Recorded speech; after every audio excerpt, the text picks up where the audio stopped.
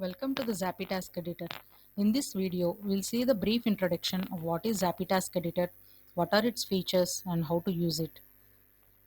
Let's see how to open the Task Editor. Once you find the Zap icon in your notification area, sometimes it may not be visible here, then you can always go to the Show Hidden Icons here and it will be visible here.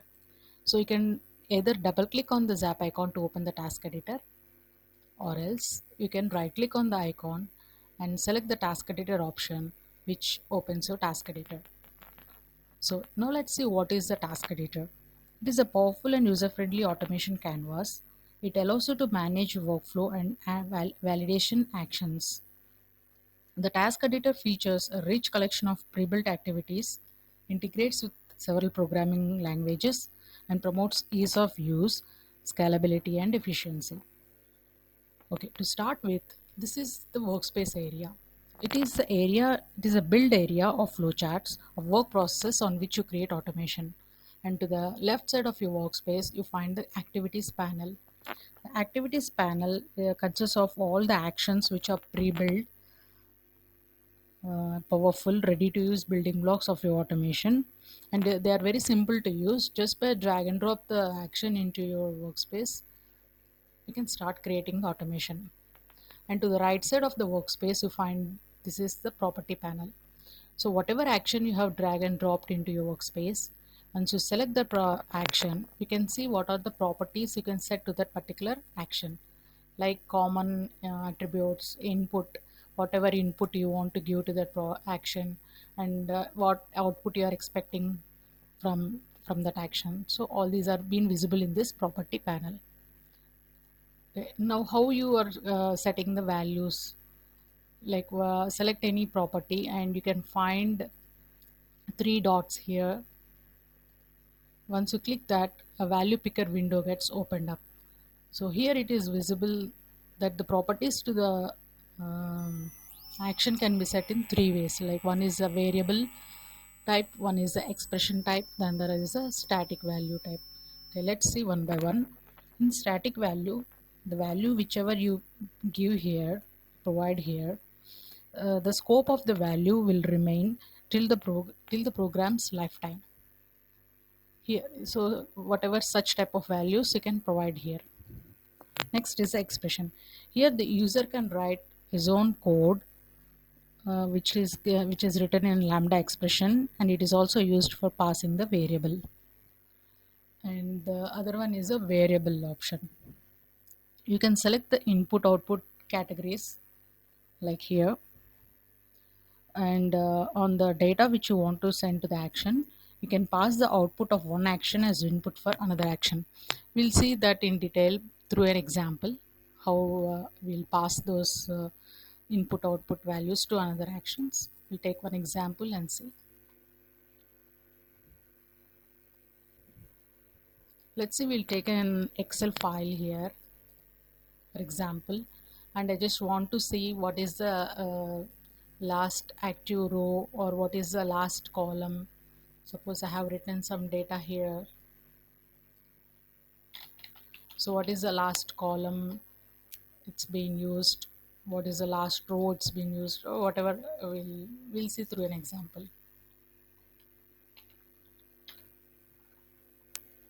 Okay, we'll select the action workbook open, drag and drop into your workspace. You'll connect the actions in a very simple way, just by dragging the arrow from the start action. And this is a workbook open. Here we need to mention like the input properties. So here it is asking what is the workbook path. As you need to open the workbook, we need to provide the path here. So for that, you can go to your location of the file. So this is the file which we are using. Okay, you can right click and get the file name, the total location from here, copy it. We can paste it in the static value. As this value remains the same, paste here and press on OK button. Now this action is giving us these two outputs, like what is the workbook name and what is the sheet name. So go to the Excel, get last row and column. This is the action which we are going to use now. And if you find here in the input, it is taking the sheet name. So see, this is how the output of workbook open will be input to another action as get last row column.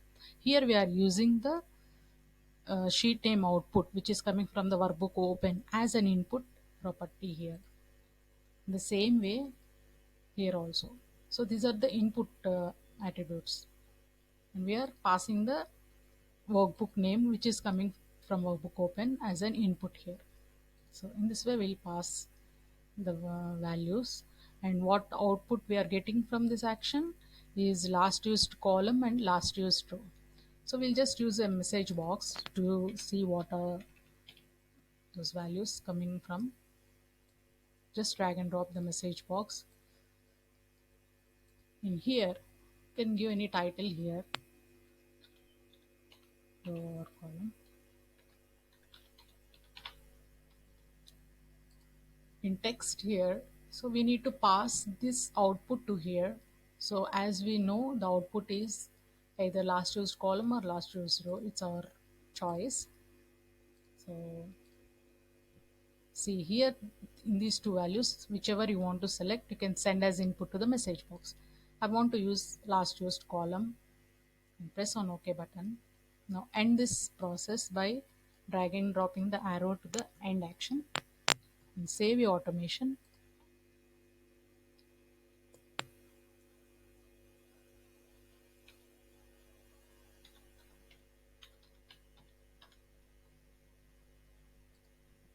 Now run your automation through the start button.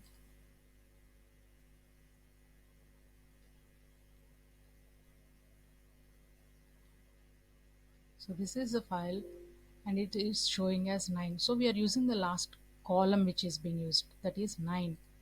Like this is the column I, which is the ninth position. So that's what it is returning. Suppose I want to use the last column here. Sorry, this is a column, and let's see what is the last row here. Suppose I write something here and see, and my last used row will be 19. And save this file and check what it is returning here.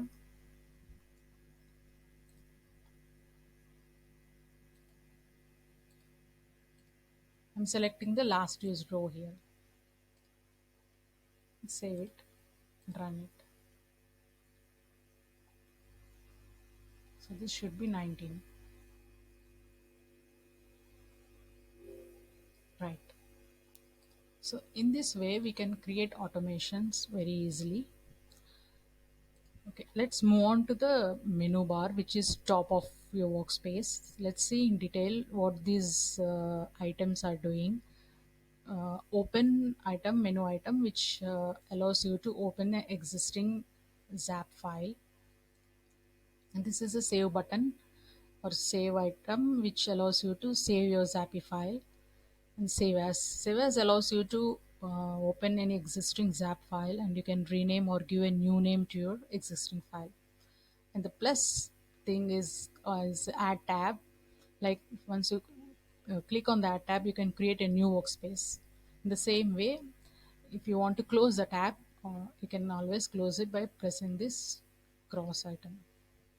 And these are the cut, copy, paste. For example, I want to cut this action. Sorry, cut the action, and I want to paste somewhere else. You can paste here, or else you can copy and paste here in the same way. And the start button, this is used to start your execution of your zappy file. And this is debug is to find the bugs, to resolve the bugs in your or defects in your automation. Step, this is like step by step procedure. You want to run your automation in this step by step manner. And stop, anyway you can always stop your automation. And logs, we'll see record next. And logs like Zap generates audit logs which can be accessed by Zap logger. They capture the events which it shows while performing the activity, like what are the how the Zap is behaving for our actions, and how the activities can be, or any exceptions that are thrown can be shown here. The logs can be either you can access from this menu item, this context menu, or else you can go to the Zap icon, right click on the icon. In the tools also you can find the log viewer, which opens your logs. And record. Record is an option, is a feature of the Zapitask editor which starts recording. That means it learns your actions and create automation for you. Let's see that example as well. Suppose I want to go to a website. Example. So these are all the actions which Zappy is learning here.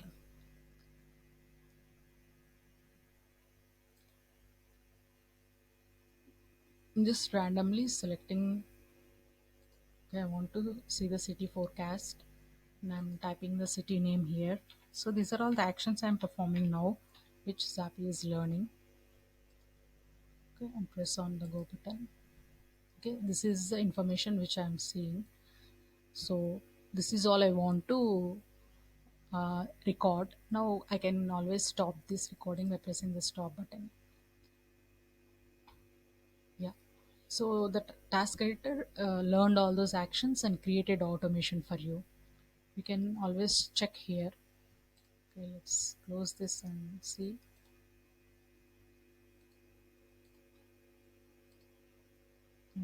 Execute this and check here. Yeah, this is how the task editor created the automation for you. So all these steps which you have performed before, it has been executed for you. This is how this is a brief introduction of the task editor, and happy automation. Thank you.